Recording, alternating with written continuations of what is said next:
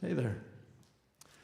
Thanks for coming out to the Alberta Rose. My name's Adam Davis, and before we do anything else, can you just join me in saying a big welcome to Nataki Garrett and Jelly Helm.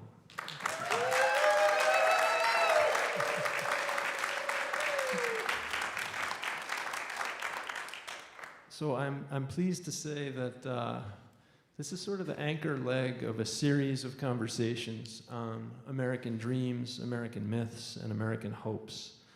So we've been thinking a lot about the stories that shape the culture of this country, and that's what we're going to talk about tonight, stories and culture. We're going to spend about probably almost an hour, the three of us, then we're going to invite questions from you over here or online, and I do want to thank people that are watching online as well, and we'll look forward to questions coming in either here or online. I'm going to say a very quick thanks to a couple of organizations. Then I want to ask those of you who are here a couple questions to help Nataki and Jelly get a sense of the room. And then we're going to jump in. That's the plan. So the organizations I want to thank the National Endowment for the Humanities and the Oregon Cultural Trust, the Susan Hammer Fund of the Oregon Community Foundation, the Standard, Stoll Reeves, the Kinsman Foundation, and the City of Portland's We Are Better Together program. So thanks to all those organizations for helping this and lots of other events around the state happen. Now I just want to ask a couple questions. If you could respond with noise and, try to make a lot of noise. First, if this is your first Oregon Humanities Consider This event, could you make a little noise?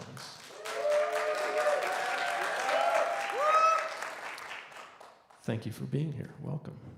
If you've been to one of these before, can you make a little noise? Thanks to those of you who clapped twice. That's great. If, as a kid, there was a story that had a powerful hold on you, a story in any form, can you make a little noise?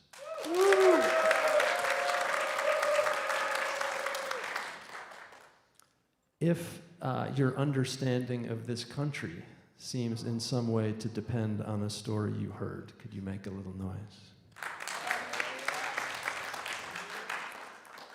Okay, I imagine this next one will be somewhat different, and it's the last one. If you know where the story of our country is headed, could you make a little noise? Okay. Wow. Yeah. Wow. Well, that's interesting, and hopefully starts to give you a sense of where we are and where we'll go.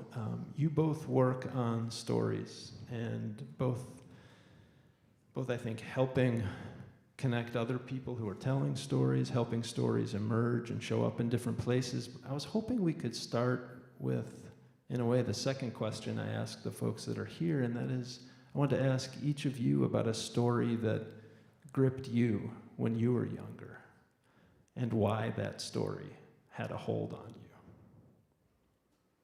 And Nataki, you just smiled in a way that makes me want to ask what you're thinking about.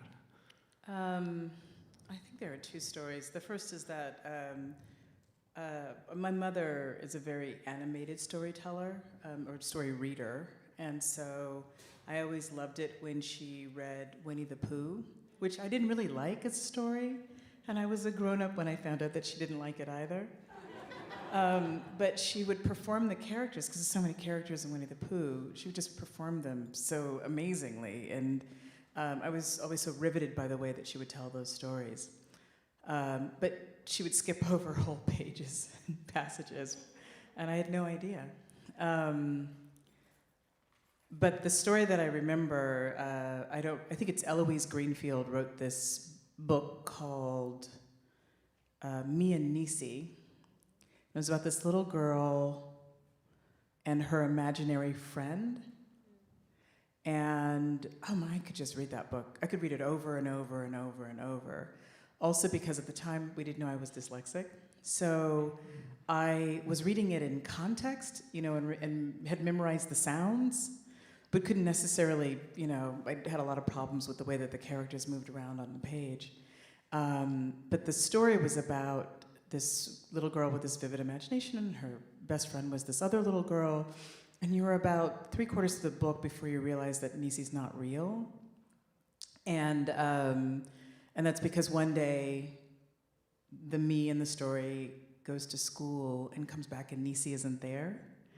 And the book is about how she no longer needs Nisi, but also like that moment of disappearance, was always a real vivid thing for me in the story. This idea that you would have this thing, this person, this energy, this heart next to you, and then they just wouldn't be there anymore. And there wasn't an explanation. She just sort of had to figure out, she would go to school more, and then of course she had more friends, and she really didn't need Nisi, which is the lesson of the story.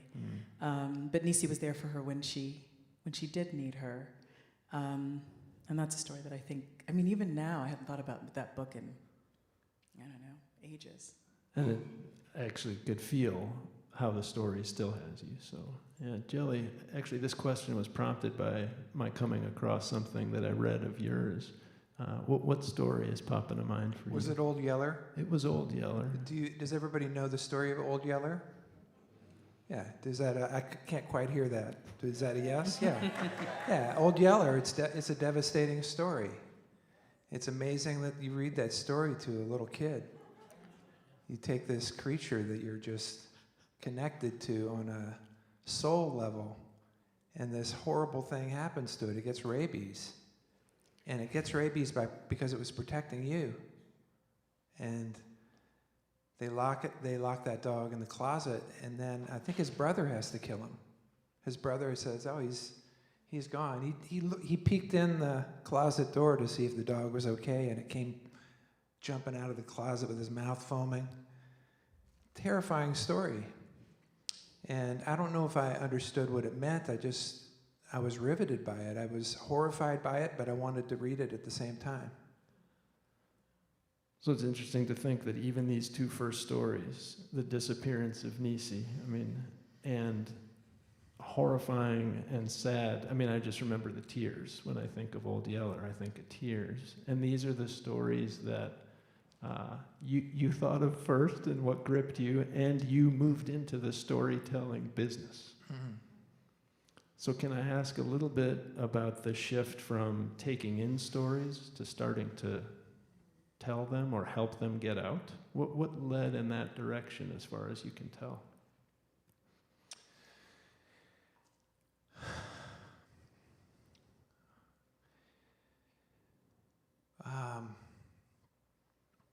There's story as entertainment.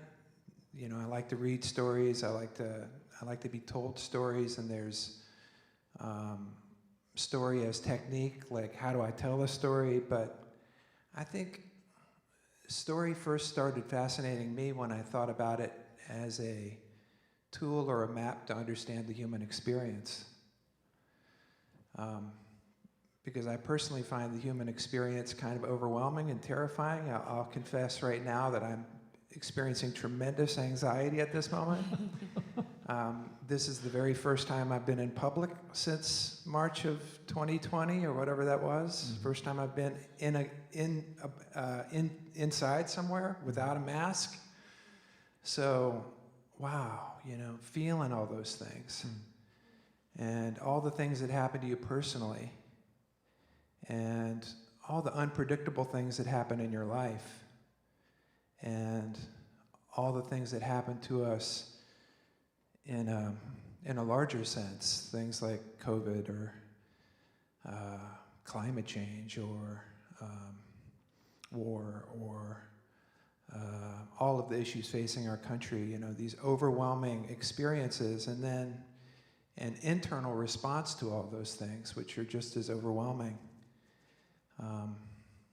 It's like, it reminds me of like when you're in Eastern Oregon and you go out at night under the night sky, and there's so many stars, it's just overwhelming.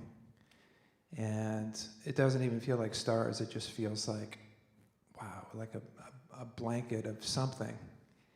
And it's overwhelming. And then you stay outside and you look up for a while and you notice that some of the stars are a little bit brighter, and you start to see patterns with some of the bright ones. Hey, that's a triangle.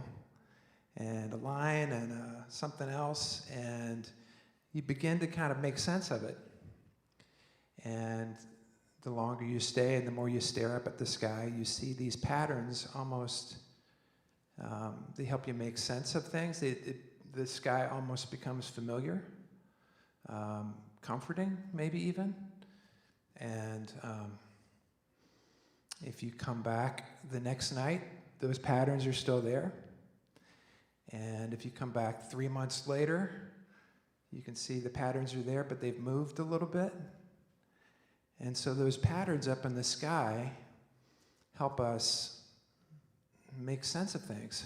They help us understand where we are, and they cohere this kind of chaotic experience. And I think about stories being like constellations for the human experience. You know, they're patterns that help us make sense of and navigate and find our place in this really overwhelming experience. So that's, for me, how stories first became really interesting to me, not just as entertainment, not as a technique, but as a tool that helps recognize the patterns that help us navigate the world. Because whether or not we are conscious of it, each one of us has a story that we tell about our own life. I've heard it called a self-story. The story that says what's good and what's bad and what's my place and what's my job every day and I don't mean work job, but what am I here to do? Who are my allies? Who are the enemies?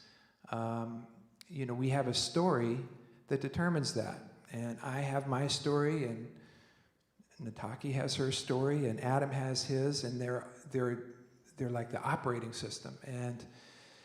And we used to have larger stories that then we shared that would contain all of our individual stories, but now I think, that took my breath away when you said, hey, who can say, what's the story that's unfolding for the country? And just silence. I thought, well, somebody's going to clap. Somebody knows, but nobody knows. And I would say that's a very terrifying thing. That's not the way it was when I grew up. I think we all thought we had a pattern that was going to unfold in a certain way, and now that pattern's been disrupted.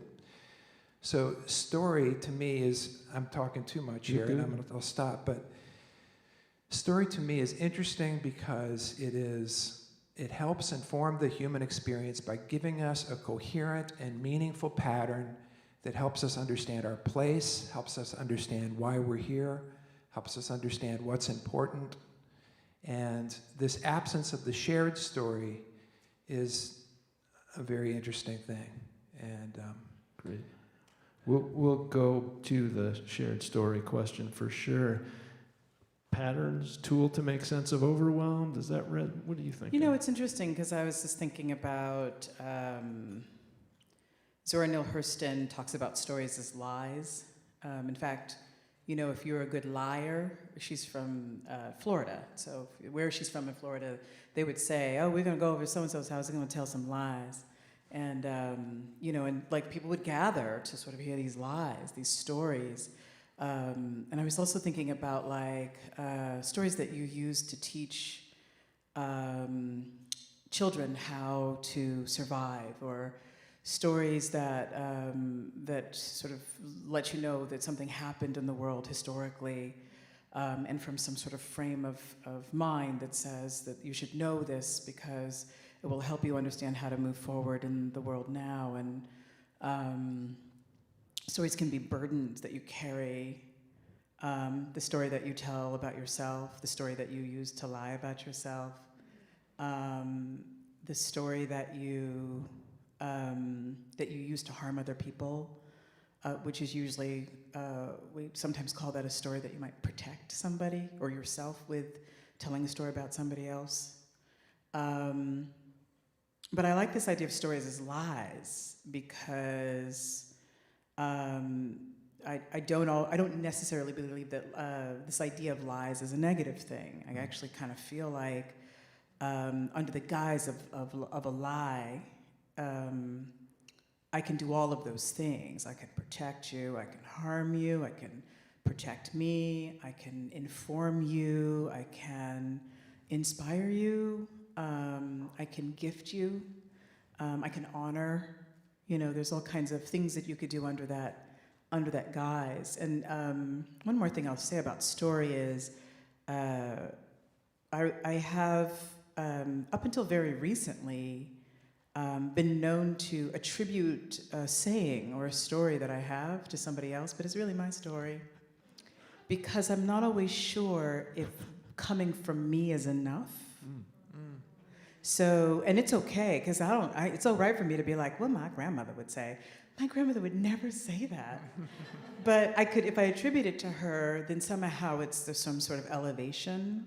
And there's a story in that as well. So that's why I was like, oh yeah, that's a lie, you know?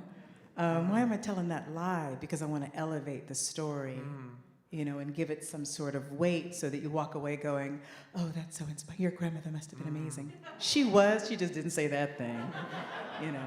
But now I'm wondering if Zora Neale Hurston said that thing about lies.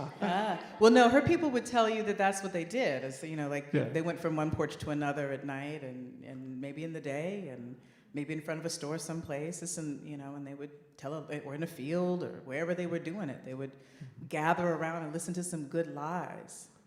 I also think that the lie is about who has the privilege of fantasy, because not everybody does. So if you're like, oh, one day I was flying across and I had this, you know, it was like my feet were off the ground, you know, and you can tell that kind of story in a lie. And people would be like, you lying. You'd be like, no, I wasn't. I'm actually flying, you know. And that would be actually you having a moment where you could elevate yourself in a way and not have to deal with the reality of the fact that there's no way you're going to get off the ground or out of your reality, you know. So it reminds me of a saying my father, who was a uncured storyteller, he used to say, now everything I tell you is true, but some of it actually happened. Yeah, exactly. I love that. So when you said gather around and tell lies, that could be one shorthand definition for what happens in a theater, for example. Especially the gather, like we're going to gather around and we're going to collectively take in some pretend thing. Like, can I ask you, and now I'm moving a little bit towards your work, and then I think we'll keep moving into culture. Like, why theater as the place for you? I don't know. I think anybody who works in the theater is sort of like you trip and fall and find yourself in it, and 20 years go by and you're still doing it. And I can say this, I don't know if it's necessarily about story, but I do like the act of theatering, because I like that it's something that has to happen right now. So, and that it's organic. And that it's actually truth-telling. You know, I'm a director by trade, so if I can get the artist that I'm working with, whether the actor or the designer or the crew member, whoever, all the stage manager, to get as close to the truth that can be told in that moment as possible, then I know that we've done something. And how do you know it's the truth? Because you're moved by it. Right? And so I don't know if that's always the story, because sometimes the story is a container for that moment. And sometimes you can have a story rich with possibilities that can't do that at all unless there's a carrier. You know, you have to have somebody distill it for you and ingest truth through it or from it and give it back to you. You know, so I think I can say theater for me was, I really literally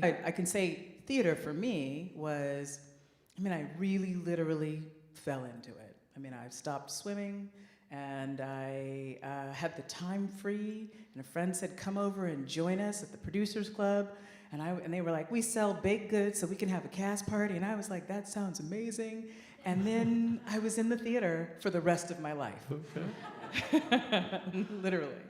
I like that you've talked about flying and elevation and swimming and theater already. It's just like a nice nexus. When when Nataki said truth and being moved, I felt like you were a little bit moved, and I wonder if I can ask about where you're telling stories, where you're helping stories emerge, and why in that place. And that seems to be in working with organizations in many cases.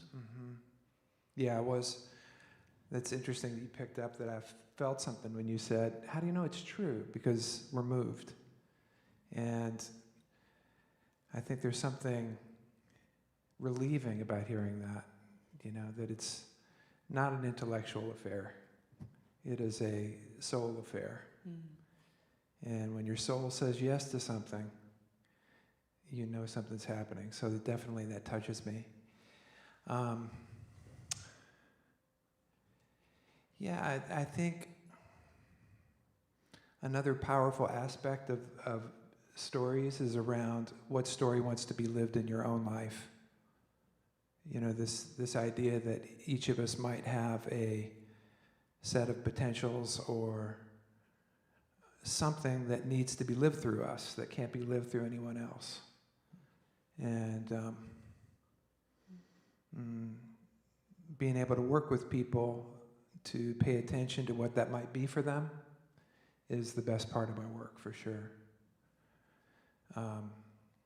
In fact, I know somebody's in the audience who I worked with very closely, and to work with someone and witness that something important wants to happen in their life, and to listen to that, and then try to affirm it, and then try to express it so that other people can see it, is satisfying. And what that is about listening to the story that wants to be lived in someone's life. And that can just be powerful. It can be powerful. I think we're all moved when we see someone who's living the life that they meant to live.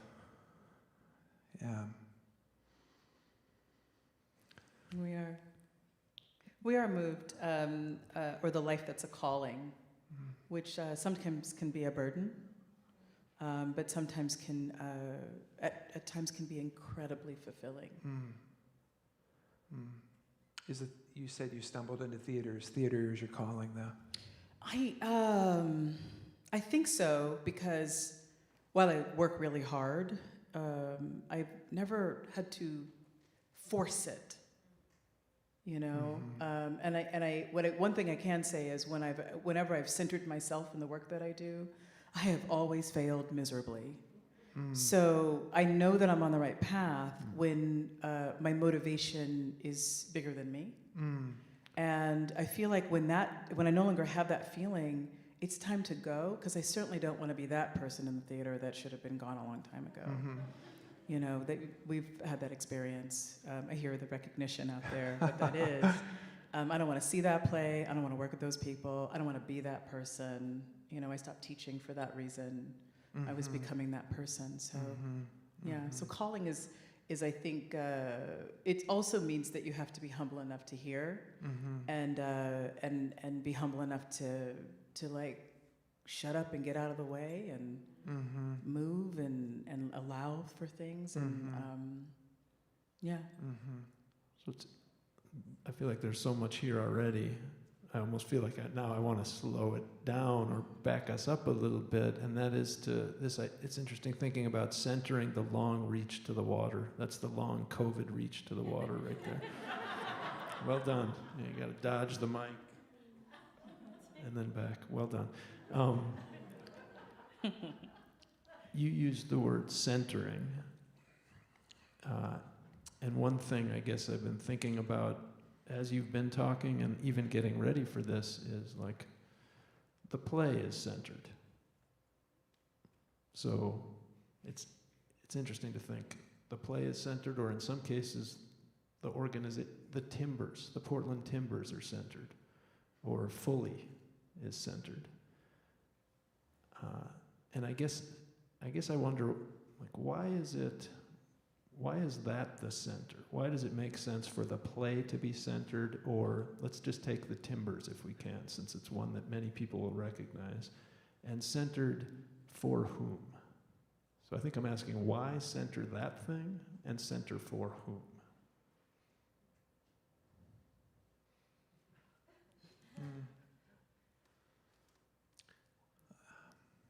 You know, I'll go back to why do we respond to people who are alive and people who are filled with life force. You know, it doesn't matter where they are. You know, when I go to a coffee shop and I'm with the person who wants to be making me a cup of coffee because he cares about coffee so damn much, that's enlivening to me as well. And so that's what I'm always looking for. I'm looking for what makes people come alive. I remember with the Timbers in the very early days, before they'd moved over to Major League Soccer. So, boy, where they're at now, let's kind of table that for a minute and go back. And at that point, Merritt Paulson had owned the team. And, you know, he wanted to buy the team because he wanted to have a pro baseball team in town. And that was the Beavers. But he kind of read the signs and saw there was more energy around the soccer team and ended up letting go of the Beavers and going after the soccer team. But still, it was so much work to start a sports team. And I asked him once, why would you do this? Like, what's in it for you? And he said, and I could tell, you know, you can tell when somebody drops down into a truthful place. And I could see that he dropped down into that place. And he said, because of what sports can do for a community. You know, sports can do something that nothing else can do. Sports can unite us. You know, you can hate your neighbor 90% of the time, and then you're at the game for that other 10%, and suddenly you're brothers. And he said, I've just seen that happen in communities, and I'd like for this team to do that. And there was truth in that. And when you said you have to surrender to something larger than you, that was larger than merit. That was larger than anything that he got out of it. He knew he was enriching something by doing that.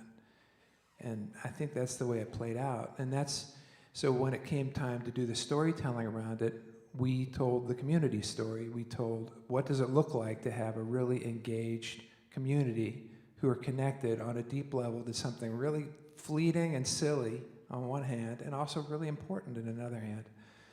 So yeah, I think I try to center around the truth of what brings someone to life, the truth of what is larger than them, the truth of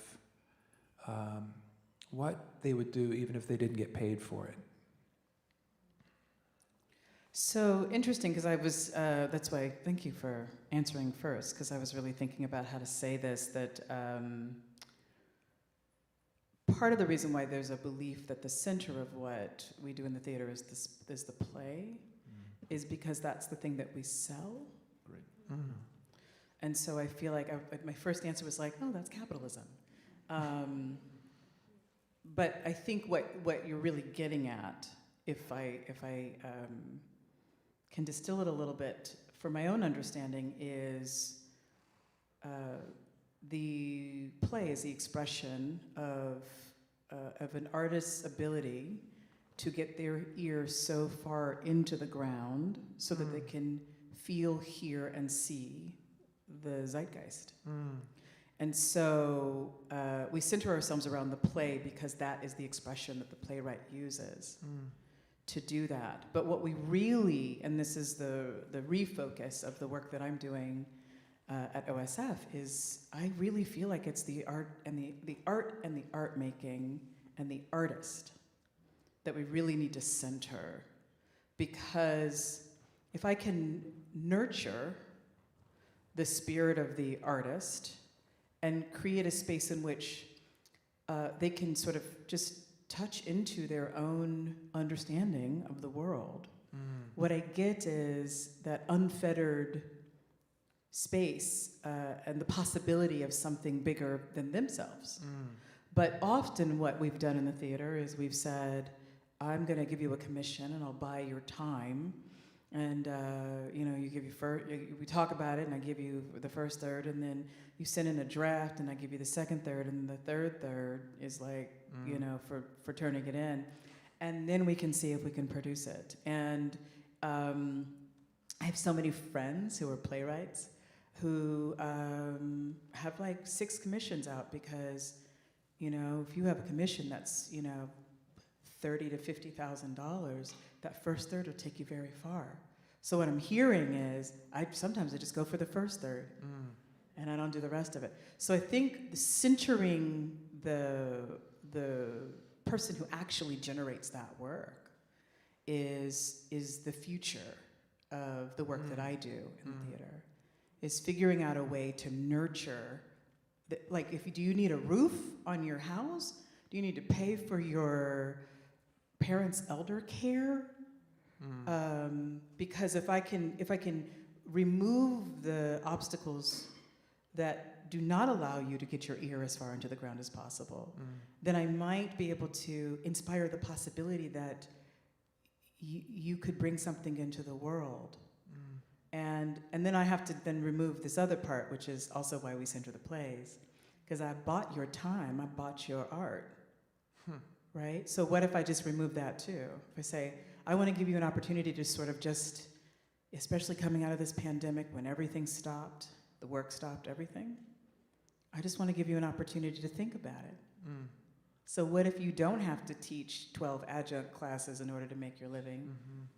You know, what if I can give you just space? And then maybe in 2 years, you might write something, and maybe I don't produce it. Maybe I just help you get that up someplace in the world. Maybe I'm not the right place. Maybe OSF isn't the right place for that. So I'm thinking a lot more about that, because the mediums for that, for the story, are the reason why we have them.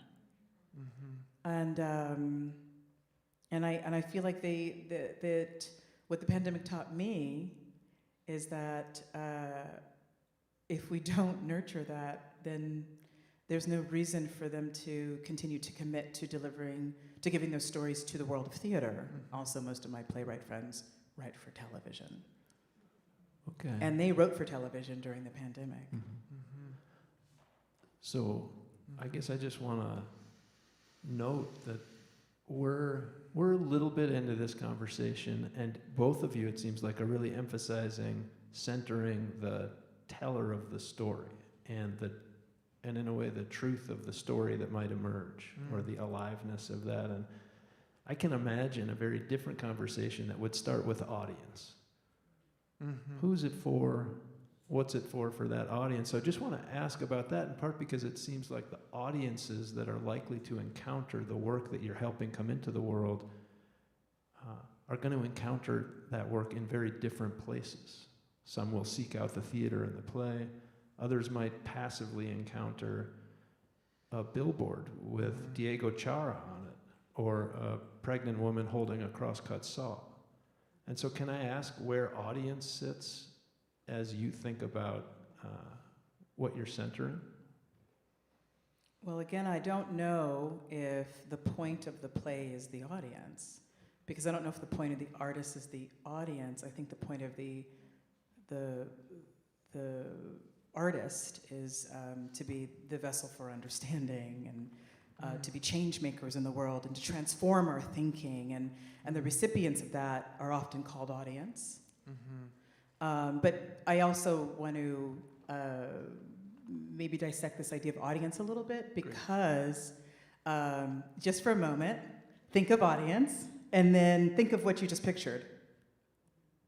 And so for some of you, are you that?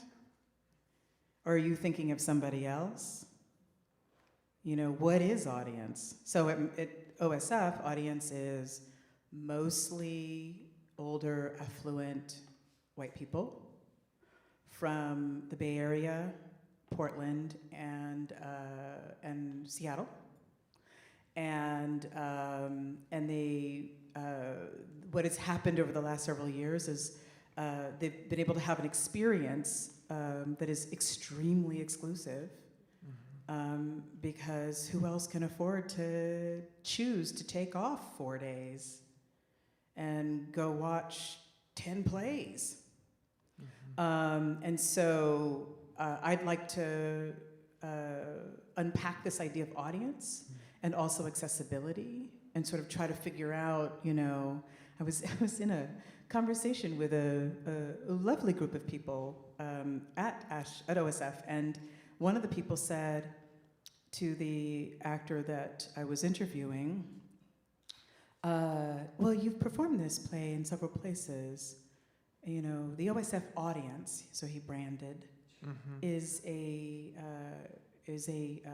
known audience. We know each other. We've been coming here for a long time together. It belongs to us. What is it like to perform that play in front of us? Oh, God. And I had this moment of like, do I do this here? Do I do this here? Because I don't think he's going to walk out of this room with any better understanding about what he said if I do it here, Also, does this artist need me to do this here? Because that artist knew what was happening too. So there's this idea of like, who does it belong to, and who gets to sit out there? And so one of the things that I'm really focused on is, how do I provide access points for groups of people who are not included in his description, who feel like they've been told they can't come because it's not theirs? And so is that allowing people to then experience theater and storytelling through your device at home? Is that really focusing in the next 5 years on marketing campaigns that say, actually, this is for you? Is that telling playwrights, so listen, I know who you wrote this play for, and if we were to do this play in New York, where my friend Jeremy O'Harris invented this idea of blackout dates, where only Black people are in the audience, I'm telling you now, there's no way I can do that in Ashland, Oregon. So it's not gonna look like that, but I will get as close to that as possible, right? So it's about that, and then it's also about this other thing that I'm learning lately from the self-described Ashland OSF audience, is when I begin to talk about being inclusive, what that audience starts to imagine is that I'm actually talking about exclusivity. And I'm talking about excluding them. I see, yeah. When actually what I'm saying is, the beautiful thing about sitting in a theater is we can both share the armrest, and you could laugh at that thing, and I can laugh at this thing, and the 14-year-old kid sitting next to me can text about it with his friend sitting next to him, and we can all have a beautiful shared experience. And my 75-year-old mother's phone will go off in the middle of the most silent part of the play. And that is actually what the room is for. All of that to happen at the same time. That's what we want, right? But when you start to determine that audience is me and only myself and for me, and I'm the only one who gets to sit here and this is my own thing, then you start to say things like a gentleman said to me the other day, I like watching theater with the kids. I mean, they laugh at the wrong moments. And again, I was like, do I break this down here? Do I tell him what he just said here? So I told him that my 75-year-old mother's phone is the one that's likely to go off, even if the kid sitting next to him is texting from theirs. And he was like, I'm 75, that's not fair. And I was like, I know that about you. You said a lot about audience there, yeah. Jelly, what do you, I think audience for your work, it varies probably depending on who you're partnering with. How much do you think about audience in that work? I simultaneously don't think about audience at all, and then I'm always thinking about audience, and I think I'm thinking about what's true for the story that I'm telling. And if you tap into something true and express it the right way, it'll attract the right audience. That's the way I've always understood it. And nothing's for everybody. But, I'm sure the person who wrote Old Yeller had no idea what this kid growing up in Louisville, Kentucky was thinking about. And it penetrated because he had an experience and shared it, and it was real, and I felt it. It inspires me when you said, first of all, it's refreshing to hear, I'm not sure it's about audience. It's about artists with getting their ears close to the ground, whether that's the playwright or the actor. I love that idea that what you're going to encourage is for them to have an experience, not to perform something or create something for you, but to have something that's meaningful for them. Mm-hmm. And if that happens, it has a certain vibration that I can feel. And I remember going to OSF and seeing Hamlet, and I've always struggled with Shakespeare. It's difficult, and I've had this idea that it should be more meaningful than it is, and so my expectations were really low, but something happened on the stage with Hamlet, with his suffering and his bad decisions, but mostly his suffering and his hurt. And something happened, and the tears started. And I don't know what happened, but I think that actor was having an experience that was authentic, and it was real, and it was probably timeless. And something in me recognized that. And I don't think there was any discussion about the audience on that actor's side, or thinking about the audience. I think it was about, how do I get closer and closer to something powerful that's happening in here? And I felt that. And so that's where I think if you connect to something true, the audience will recognize it. And probably the right audience will find it. So I want to push us in the direction of culture, and you used the word change makers before, and thinking about how the expressing of truth will find the audience that's right for it, will find the people that will resonate with it. And I think I want to go by way of a short anecdote that both of your last comments made me think of, and that is, I was playing basketball last night with a group of guys, some of whom I'm only starting to get to know. And two of the younger guys were there, and I had lost a game. I was sitting out next to one of the guys that lost with me, and I said, hey, how do you know Elijah? Because I knew they were friends. He said, well, we went to Park Rose school together in 3rd grade. He came into my school, and he sat in the row in front of me, and he had this swoosh carved in the back of his hair. And I thought, I want to get to know that guy. And now they're probably mid-30s, and they've been playing basketball together ever since, and having families alongside each other. And so it's interesting to think about how does something like that shared story, hit some 8-year-olds in a way that's as deep as Nisi or Old Yeller? And does that feel like a good thing, a scary thing? How does that feel, hearing that and thinking about truths emerging kind of on their own?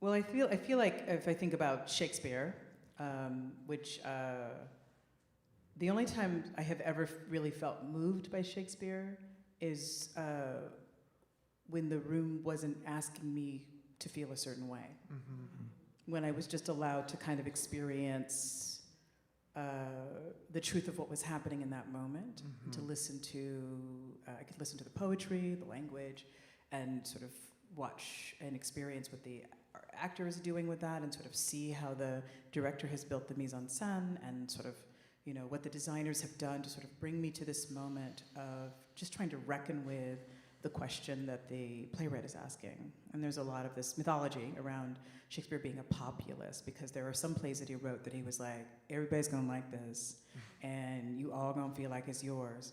And it's what's interesting about that is, I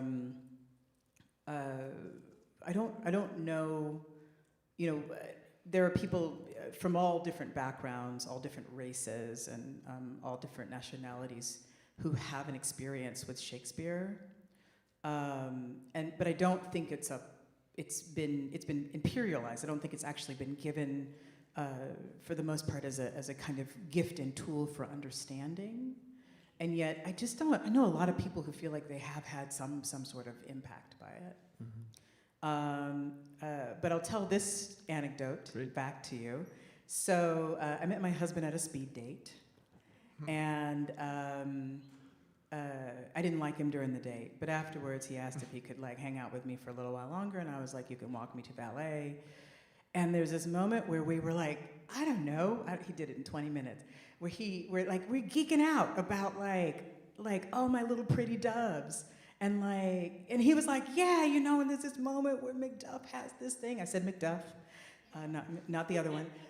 There's a moment, he has this moment, and he's like, his heart, and I was like, yeah, it's like amazing, and you know, we're just geeking out about Shakespeare. At this point, I didn't know he was an actor. I was like, how do you know this? He was like, I just love it so much, and we're in it, right?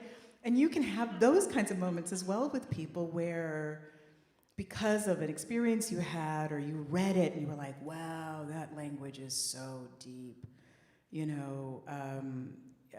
And this idea of it being populist is actually, all I think that means is that it's distilled enough so that if you have been given the gift of possibility with it, not taught that it's not for you, or not, you know, or I had an English teacher in junior high school who taught Romeo and Juliet as if it belonged to me. So I was like, had no idea that it didn't until I got to high school, and somebody was like, well, this may not be for you, but I'll let you, you know, and then I was like, oh, okay, there is this idea of a difference. But if you're given that opportunity, you might be able to engage that story in the same way that you might be able to engage an August Wilson play and be completely impacted even though you have no connection to a black family in Pittsburgh in 1919. You know, you may not ever have known anybody like that, and yet what they're drawing on is like what our lives are like, and these questions about, you know, how circumstance impacts us. You know, and so that you can go, oh, I've never been in that circumstance, but this one is just like that for me, and boy, thank you for offering that my experience didn't happen in a vacuum, that it was real, because I got to witness or reflect on how it happened to this black family in 1919 in Pittsburgh. You know, or you know, a woman dressed up like a man who's, you know, trying to get off an island or something, you know, or one of those Shakespeare things that happens, you know, that if it's served to you as if it was intended for you to be connected to it, you can find a way for that, you know, that swoosh. Macduff, swoosh. I want to go to you with those two together and see what you're about, yeah. Well, I'm just taking all that in. You know, that thing of, you know, we're trying to figure out what the hell is going on. We're all, each individually trying to figure out what's going on. And so when we see someone who has an experience that you can relate to, something in you says, yeah, that. Like when you were talking about speed dating and not thinking so much of them, and then suddenly like, oh, you find this connection and you're talking faster than you normally talk, and you know, that does something to me inside. And so I think we're constantly scanning things that makes our heart beat and looking for something that says, yeah, that's what it is. And yeah, I know the feeling of the kid who comes into the classroom with might not be a swoosh, it might be Scott Burns with his earring and thin tie in 1982 when nobody was doing that in Louisville, Kentucky, and you think, this guy knows something, you know? This guy knows something. And so I think you could say Scott Burns had a story that I recognized. That story of this person who's decided, I'm gonna live the life that I wanna live, not the one that Trinity High School wants me to live. That story has a frequency, and I see it, and I feel it, and I say that. I love the image of Scott Burns with a tie and the earrings, so thank you It's for in the that 80s, too. yes. It's pretty good. You said trying to figure out what's going on, and now I explicitly want to sort of ask you, because of the work the two of you do, it seems like you're more than trying to figure out what's going on. You're trying to shape what's going on. You're trying to help other people shape, however it makes you uncomfortable while under the lights, to hear me say that you're shaping some of what's going on, some of the stories that are getting out there. I think it's hard to deny that in some way you're both with other people putting stories out there, shaping, not only detecting, but shaping in some way. And that feels to me like the part that gets back to your concern about the silence in response to the question of what's the story going to be down the road. Can you talk a little bit about what your hope is for the story down the road and how your work might help shape it? I started as the artistic director at OSF in 2019. So I inherited a season, and so this is my first season. And so I don't know about shape, but only because I didn't select plays. Yeah. I knew that there were some, we're in a recovery year. I had to make some, clear business choices about what I was doing. And once I was clear about those parameters, I could go to the artist and be like, hey, what do you want to do? Because what I do know is that coming out of that terrible time, I wasn't sure if I was still an artist. And I was like begging for somebody to say, what do you want to do? And because I could spend some time going, I have no idea. I can't reflect this time. What I want to do is, I want to do the silliest possible thing, followed by something that makes me really sad. And then I want to do something that's funky. And then I want to do something in bright colors, because I have no idea how to reflect what happened. So I just went to, we have How I Learned What I Learned is on the stage right now, and Stephen Anthony Jones came to me in I went to go see him perform in a play. He came to me at the end and was like, hey, I'd love to come to OSF. And I was like, good, what do you want to do? And he was like, well, as luck would have it, I'm the only one of two actors who was anointed by August Wilson to perform his one-person show. And I was like, oh, that sounds great, I'd love to, let's talk about it. And he was like, no, let's cross this room and go over and talk to Constanza Romero, who is the August Wilson's widow and the person who runs his estate. And let's ask her if we can have the rights. And that's how we got that play.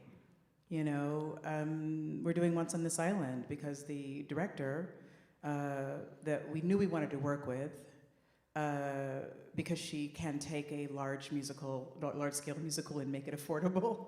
And we were like, could you do this musical? And I won't tell you what it is because everybody did it that year. Or did it between September and April, which is when most people have their season. And we said, well, you want to do this play? And she was like, yeah, sure, I could do it. But she was like, oh, I have a version of it, and we can do it, it'd be fun. And I was like, so, okay, what do you want to do? And she was like, this is the play. And I was like, great, that's in our season.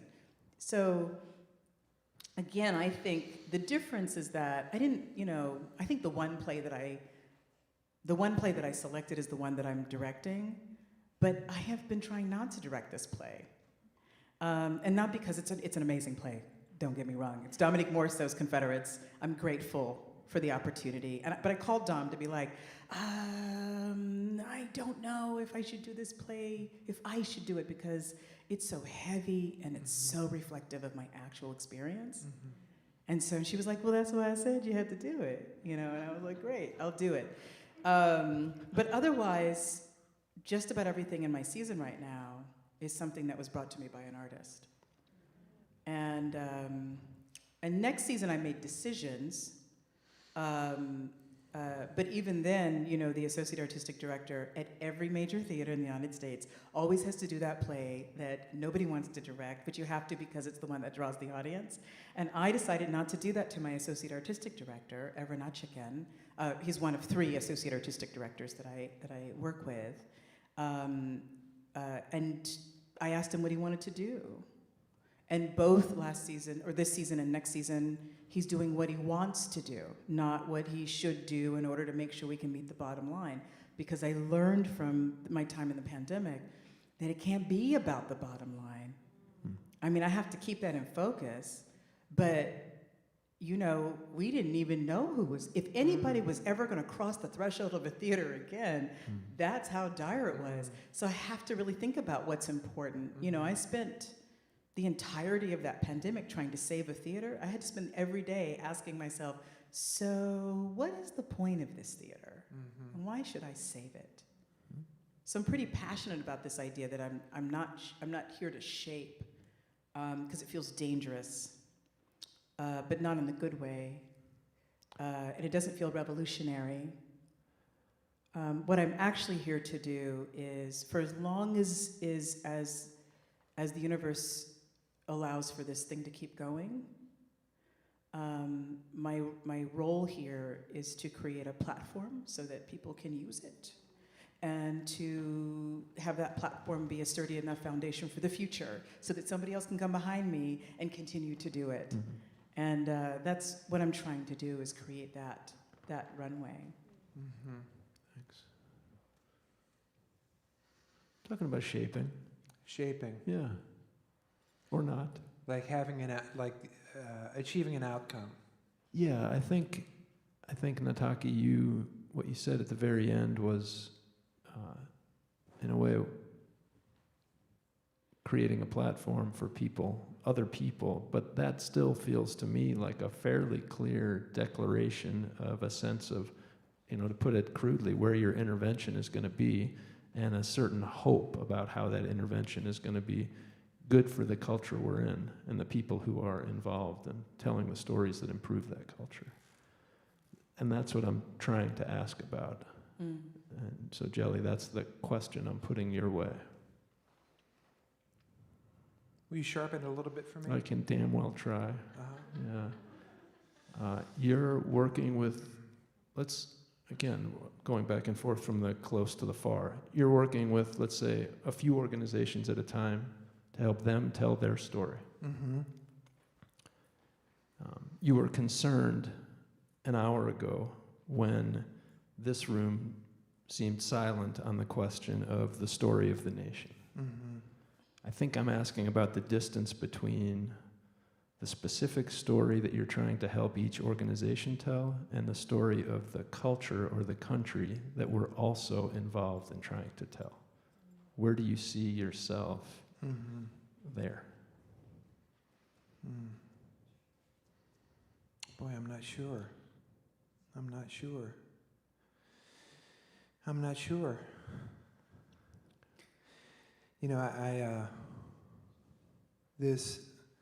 This idea of, what is the story that's just over the horizon that might be a story that's big enough to hold us all, or that might be a story that we can share. I mean, I'm personally very hungry for that story. I'm personally get turned off when I see the sign that says "In Our America." I get a little nervous about it. It feels like I want it to be large enough that we can all find our place in it. And so I'm hungry and yearning towards that, and I don't know how to get there beyond having individuals and connecting with individuals who are doing meaningful work that is slightly larger than them. And because steering towards this unknown place seems almost impossible. I remember that I heard once something that just stuck with me forever, which was this vision of what humankind would look like in 5,000 years. And it was, I think it was told by a religion called, they were the Zoroastrians. Sure. And the kind of the elders, the heavy-duty Zoroastrians, had this vision that human beings in 5,000 years would be such spiritual creatures that they would be transparent to the light, that human beings light would just shine through them. And when I heard that, I mean, it's crazy to think that we're going to be clear. But there was part of me, just like the part of me that said to Scott Burns, yes, skinny tie and earring, there's something there. There was part of me when I heard that story that human beings would be clear, transparent to the light, such spiritual creatures that the light would flow through us. There was something when I heard that I thought, that's absolutely true. That I know that it's not something that was my opinion, I just knew it. It was true. So we're here and we're clear in 5,000 years. I have no idea what that middle part looks like at all. But I feel like I know what it means in individual lives, if they're getting closer to being clear or not. And so I guess if I have any agenda, or if I'm trying to shape anything, is that I believe that people who are connected to their own truth, to their own sense of vision of how they can serve the world by living their gifts, people who are connected to that and living that, help us get closer to that place. Thank you, Nataki. You smiled early on twice, both during the question and the transparent clear when Jelly first brought that up. Well, because I think that's what artists do, is they ask that question. You know, they just keep, I mean, I feel like if Shakespeare had figured it out in the first go-round, he would have just written one. But he wrote 37 opportunities for him to sort of try to figure out, like, what is it that we're doing? Or how is this thing working? And I was just thinking about the Henry VI's, and, you know, which is like basically a parable for if you are terrible, your children will probably be terrible. You know? And so what you're witnessing is like, what Richard III is like what happens when you have generations of terrible. You know? And I like, because Richard III is a play in which everybody's like, why is he such a jerk? And you're like, I mean, did you read the Henrys? Do you know anything about the history of This is what British trauma looks like. royalty, right? Like, everybody's terrible. Yes. And so I feel like I was also thinking about this clear thing and like who's holding that light and what is that light actually, like, what is that light? You know, because it's like, what kind of light is that? And what being out there is holding the light to shine through? You know, and are we that now? We're just, we happen to be reflecting, or what is that word? Beaming? What the light that is coming through us right now as a society and a culture. And so I think we can also be conscious of that. Like, how do we create a world in which that light that is shining through us is the one that the Zoroastrians are trying to get to?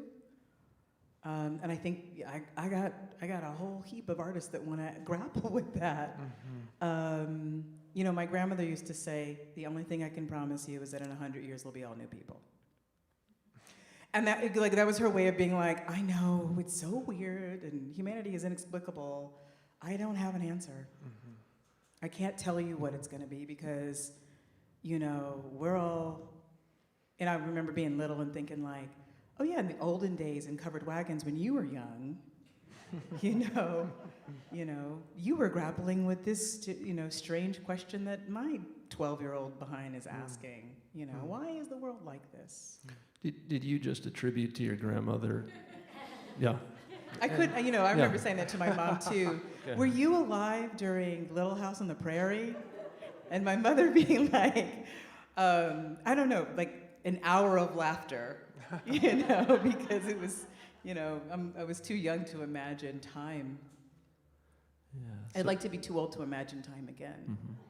So I am in a role where I have to pay attention to time. And what I want to do is I want to shift us Good toward... segue there. I like that. Was that Yeah, all right? nice. That's great. Thanks. I want to shift us toward questions, and so we're probably going to change the lighting and invite questions from you or from folks that are listening online. As we go to that transition, a request that if you have a question, hi there, it's good to see you. Nice. You go over by Ben to the mic. Hello. And I actually want to give you a little stalling time while you let questions germinate and ask each of you to, if I can, like as you think about the culture of our nation, I just want to ask if a question comes to mind for you, a question that you'd share with us that feels alive for you.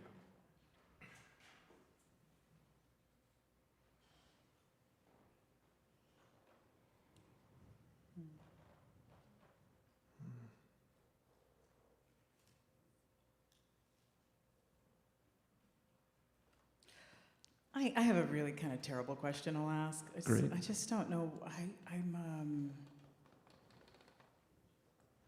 grappling with why are we surprised? Mm-hmm. Mm-hmm. Mm-hmm. And wishing that wasn't my question. I wish that I had something else that was more inspiring or something, but I just don't know why we're all so surprised. Mm-hmm. Thank you.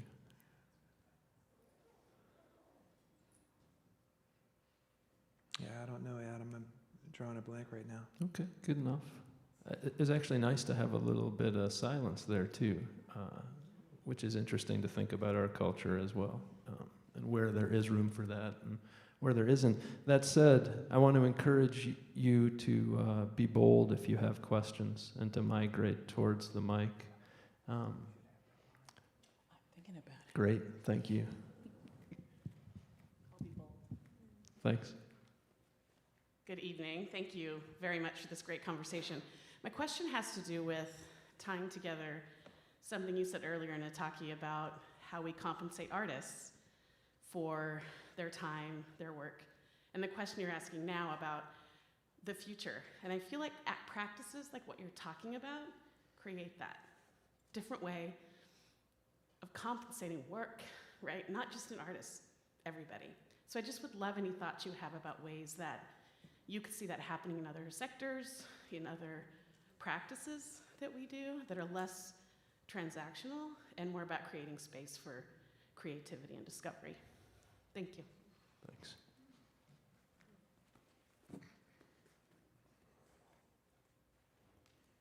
I was just talking to my executive partner about this, and we were just trying to unpack,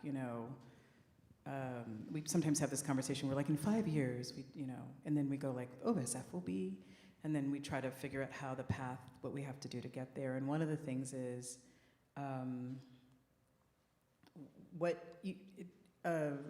everybody in the theater has a transmutable skill. Everybody can do something else with that same skill that they're doing in the theater, and theater is not a lucrative business. And so, what do you do it for? Why do you do theater? If the motivation is not capitalism, the motivation has to be something else. And then trying to figure out how to create a space in which people recognize that all we're trying to do is fulfill that. So that, because I feel like, how do you center the artist in a theater in which everybody's unhappy? Because the outcome of the work of the artist is going to be their experience working in a house in which people are not fulfilled. And so it's the question that, I run a business, which is the theater, and so I'm grappling with it every day. Also because I'm stuck with this question of, what does it mean to have shown up on day 200, and I had to fire 483 people in order to save OSF. So I think it's a very good question, and I think the thing that you start with is intentionality. I intend to have you here. I intend to create a space in which you can do the best possible work and be the most fulfilled for yourself.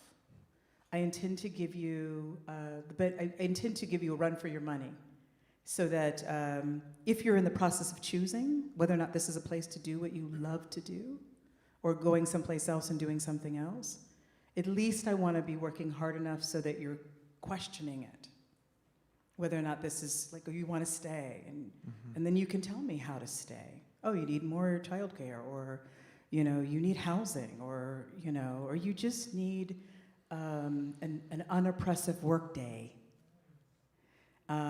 Or you need me to shut up about how unhappy, how curmudgeon-y you are, and let you just be that.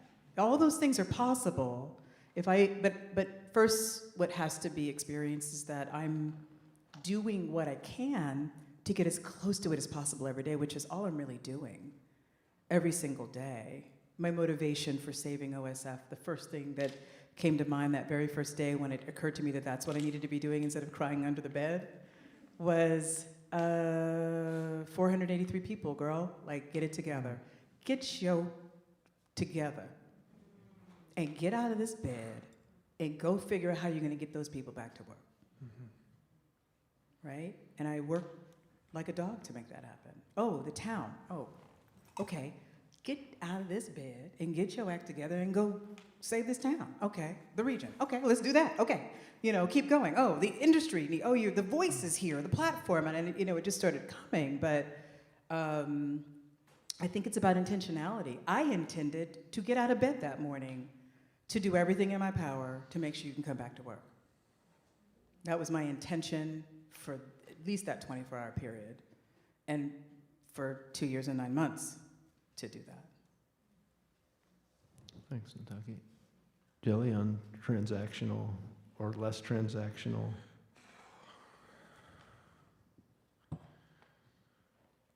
Man, if you're trying to divide things fairly, I don't know if this is the right culture to talk about that happening very well. It's,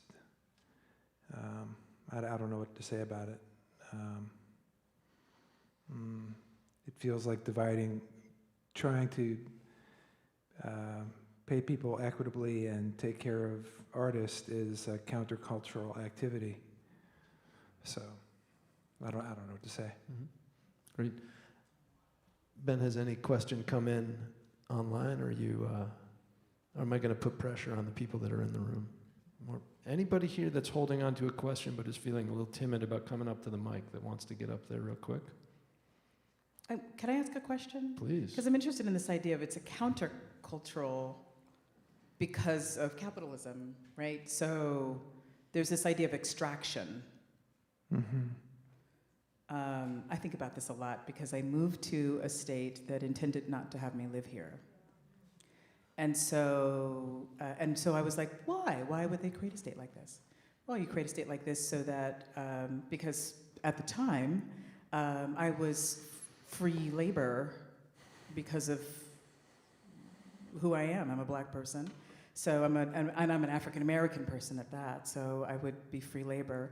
And if you needed to create a new state and it was founded by people who felt like their primary competition was free labor, you would create a space in which those people were not allowed to be there. And so I think this idea of going counter to that, because now I'm hearing on a daily, every time I come to Portland, somebody's doing a story about Portland as a failed experiment. And that's because you can remove the bottom, but if you have the hierarchy the way it exists, you still have a bottom. And so removing the possibility of a free labor force, which at the time people didn't know if the Confederacy was going to win or the Union Army was going to win. The war hadn't even started, but that was brewing. You removed it, but it didn't change the fact that something has to be extracted from somebody in the way that it's set up. So what makes it counter is that you either have to figure out a system in which you can still use this extraction model, or you have to figure out a system in which what you're trying to do is put something into people, and you have to figure out who you're going to extract that from to put that in. But either way, the model that we're forced to work in right now requires extraction. And that's the tough part, which is why it's so hard to figure it out, you know? Mm-hmm. Mm-hmm. That kicked off a lot, so thank you. Yeah, please. Thanks, you both, for being here tonight. Question about creating and storytelling alone. At the beginning, we talked about the stories we tell ourselves, and then also storytelling in community. And I'm curious to hear either of your experiences of kind of like when you're writing a creative brief or a play or making art on your own versus doing it in a much more communal space like theater or, I don't know, in a brainstorming session with a group of executives, or kind of, what your experiences are, and if you prefer one or the other, or the importance of them both, just anything on that topic. Thanks. Thank you.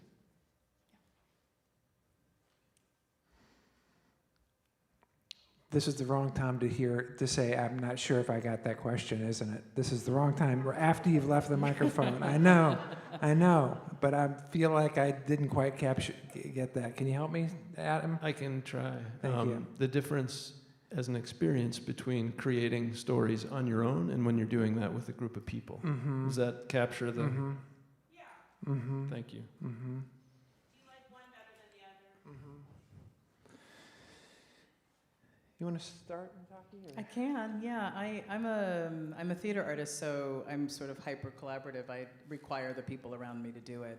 I've written a play, but the way we scripted it was my collaborator performer friend moved around in an idea, and then we were like, we should write that down.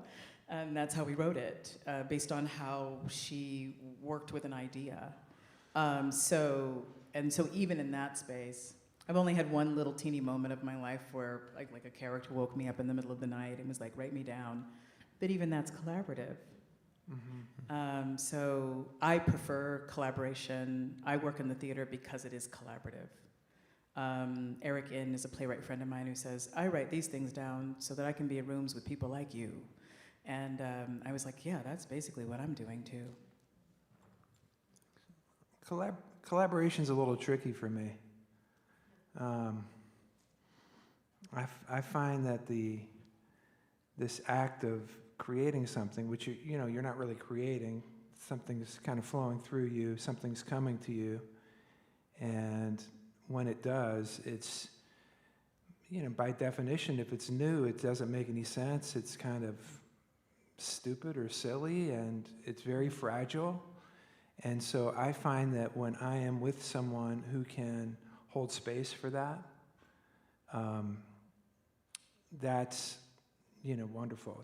It's great. And so I'd say that's collaboration. So some of my best collaborative moments have been watching somebody else do something and not necessarily adding to it or changing it or commenting on it, but just being in a room with someone and creating a space where somebody feels comfortable enough to share something that might seem kind of stupid. And I think that's different than the way collaboration usually goes. So, when I hear somebody say, hey, let's have a brainstorming session, I usually cringe because I think I usually know how that's going to go. And extroverted power holders tend to win those events. And introverted people who might not have the power might really be vulnerable. And so a lot of the talk I hear about collaboration is really about control and making the creative act, like getting an outcome that you're looking for, but I think the creative act is messy. And so I like situations where it's allowed to be messy and mess is encouraged. And those are my favorite times. And sometimes that can happen with a group of people, but it can always happen by myself. And so what I like to do a lot is create and then bring it, carefully and say, what do you think? And then be real open to what you hear. That's not quite collaborating, but it's having a relationship. And so for me, I would say the old way is the creative people get together, but now I've realized it's like, no, it's just a series of relationships that go all the way from me to client to audience, and unless you're willing to kind of listen to what you hear, then maybe that's the ultimate collaboration, is being willing to listen at each step of the way. Thanks.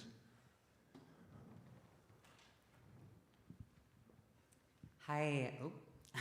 My name is Emmett. I'm an actor and theater maker and storyteller in town here. And I'm also such a huge fan of Unitaki, and I'm very, my heart's racing right now, so I'm gonna slow down. And I've been so moved by this conversation. I feel like I have so many thoughts swirling around in my mind, so I'm going to attempt to speak in draft, and I hope you bear with me. First of all, I love what you've been saying about capitalism and storytelling and how they don't often mesh, because I believe that specifically theater, but just storytelling in general, is inherently anti-capitalist. It doesn't need a hierarchy because it's just with people, for people. But I am curious, I feel like a lot of the storytelling we've been talking about tonight is just touching on lots of universal themes, the universal themes of Shakespeare, or the universal themes of August Wilson. And I'd love to hear your thoughts on, this is me speaking in draft, on, there are some stories that aren't mine to tell. Do you know what I mean? I, a white person, should never be in an August Wilson play, you know? And also, like, me as a trans person, my story often doesn't get told, or if it does, it gets told by the wrong people. And so, yeah, I'm curious, how do you balance that of, like, yes, of course, there are some stories that are universal, and these truths that we seek impact all of us. But there is a balance, right, of who gets to tell that story, who is that story for, and I'd just love to hear your thoughts on that. Thanks for that question. That was a good draft. Yeah. Yeah. I feel like, I don't know if I trust the idea of universal, because usually it just means status quo, right? So I go see an August Wilson play and sit in an audience filled with all white people, and feel like the people who weren't looking at me for validation about their experience they also weren't thinking about what was happening on the stage. They sort of got a slice of life, and then they went home and, you know, had dinner and went on with their lives. And so for a time I was angry at that process, because I felt like this play is meant to represent me, right? Yeah. And it doesn't. I'm not from Pittsburgh. And he wasn't talking about all black people. And, but it would be literally the only play about blackness that happened at any major theater everywhere. And it was distilled down so that it would not disturb the audience that was consuming it at the time. So I feel like, I don't know if I buy the universal, and in fact, I believe that there are two things. The first is OSF has never done a play that was focused on or told by a trans person. It has told stories that included, but not necessarily forwardly made a decision and a commitment to tell those stories. And I think part of it, so there's, where I sit, is how do I create a container in which a story can be told to a group of people that may not necessarily have the skill set to hold it. And so I recently had a conversation. I've actually have this conversation all the time with playwrights now, where I say, okay, so there are themes in your play that need to be held and nurtured and loved. And so sure, let's figure out what slot do you want to go in here. But I'm telling you right now that I cannot protect you. I cannot protect it. I do not have, I haven't been there long enough. I've mostly been through a pandemic. And I'm not, being black and a woman is not enough to shift everything, right? It doesn't change very much, actually. There's a lot of people who think that just my being there shifts everything, and so they're having all kinds of revolutions against it. But so I have to be intentional with the artists that I am working with to make sure that when stories are told, there is a clear understanding about the impact, who is actually out there to receive it, and how much I'm going to be able to do to shift, right? Because what I hate is like that kind of voyeuristic experience that I had when I was younger, going to the theater, and feeling like there was this, inability to really invest in what it really means to witness something and somebody's experience. I think you have two roles in the theater if you're on the audience side of town. If you're on the audience side of town, you're either witnessing or reflecting. And we have an audience base across the American theater system that has spent the entire time thinking that the only role that they have is to reflect. And they're not entirely prepared for witness. So I have directed a play by a non-binary playwright. And I remember when that playwright was told that we know you wrote this play for a certain audience, but my audience is this way, and so they need a reason to have been in the room for this long. Like that kind of harm. Of course, what that playwright did was every decision they made after that moment was to be like double-fisted middle fingers to you, and this idea that somehow you weren't intentional. So my answer to you is, when I talk to playwrights in particular and performers, for whatever their identity, culture, representation, how they hold themselves in the world and who they say they are, is that if you're going to have your play produced someplace, at the very least make sure that place is intentional. Means to have you there and to tell this particular story and can tell you how they're trying to hold it. I'm not saying that I'm not going to do a play that represents the trans experience, but the trans playwrights that I've communicated with, I've had to begin with, first there's harm, and then weekend, and then, and then you have to make a decision about whether or not you can you handle that harm? Because it's terrible. And it's unintended, which is even worse, because it's wheeled around like some terrible weapon that people don't know.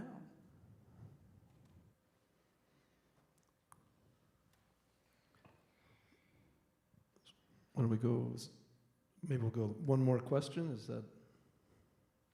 Oh, I'm sorry. Yes? No, I was just absorbing. Okay, great. But I will shoot my shot and say, Nataki, if you're looking to hire more trans people, I am available. Nice work. I will be in the lobby if you want to connect. So. Yes. Nicely done. Thank you. Way to use the mic. So let's do this. I want to do two things. First, I want to say, coming to the end of this series on American dreams, American myths, and American hopes, and I feel like the nice thing, like a good ending, actually opens many more things up. And I want to just thank you for doing that this evening and doing that with the work you're doing in the world. So can we just say a big, huge thanks to Nataki and Jelly, please? Thank you so much.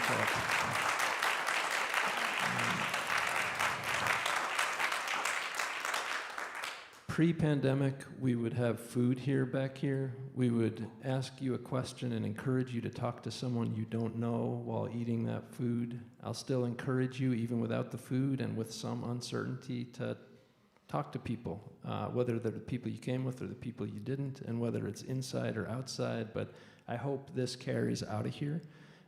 I will say, just back to Oregon Humanities for a minute, we're trying to generate conversations as well.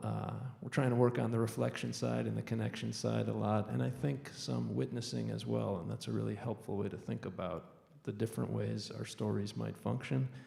If you want to know more about Oregon Humanities, please find someone that works with us in the back, or me, or track us down online. Thank you for joining us on a Wednesday night while the NBA is playing Game 3 of the playoffs.